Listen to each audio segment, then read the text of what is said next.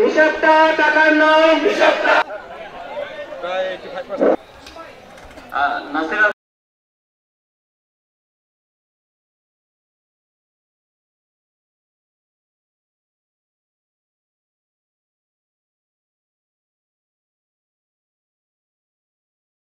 এবং এই দশম গ্রেড বাস্তবায়ন করে অর্থনৈতিকভাবে স্বাবলম্বী করে শিক্ষার মানকে সুন্দর ও স্বাচ্ছন্দ্য করতে সহযোগিতা করে। কিন্তু তখনও আমরা কোনো ফলপ্রসূ সফলতা পাই নাই।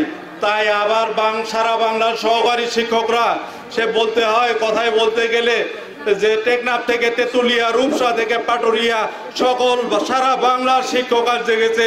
সবার দাবি কি একটাই? দশম গ্রেড। সবার দাবি কি একটাই? আমরা কোনো দয়ার কারণে চাচ্ছি না, কোনো দয়ার, এটা আমাদের অধিকার। আমাদের 2019-এর যোগ্যতা বিধির আলোকেই আমাদেরকে দশম গ্রেড দিতে হবে। আমরা মনে করি যে সেই বীরের জাতি, নোবেল বিজয়ী বীরের জাতি ডক্টর ইউনূসের নেতৃত্বে বাংলাদেশ একটি সুন্দর আদর্শ দেশ হিসেবে গড়ে উঠবে এবং এই আদর্শ দেশ গড়ার প্রধান নিয়ামক কারিগর হিসেবে আমরা প্রাথমিক বিদ্যালয়ের শিক্ষকরা বদ্ধপরিকর। আমরা আগামীর বাংলাদেশ, আগামীর আদর্শ নাগরিক গড়ে তোলা, আমরা আগামীর আদর্শ নাগরিক হিসেবে গড়ে তোলার জন্য আমরা প্রাথমিক বিদ্যালয়ের শিক্ষকরা বদ্ধপরিকর এবং দৃঢ়ভাবে কাজ করে যাচ্ছি। আমরা মনে করি বৈষম্য বিরোধী অন্তর্বর্তীকালীন সরকার প্রধান মাননীয় প্রধান উপদেষ্টা ডক্টর ইউনূসের নেতৃত্বে আমাদের প্রাথমিক বিদ্যালয়ের সহকারী শিক্ষকদের 13তম গ্রেডের গ্লানি থেকে মুছে দশম গ্রেডের অর্জন করতে পারে সক্ষম হবে বলে আমরা মনে করি। আমরা যে কর্মসূচি দিয়েছি এই কর্মসূচি শান্তিপূর্ণ কর্মসূচি, অহিংস কর্মসূচি।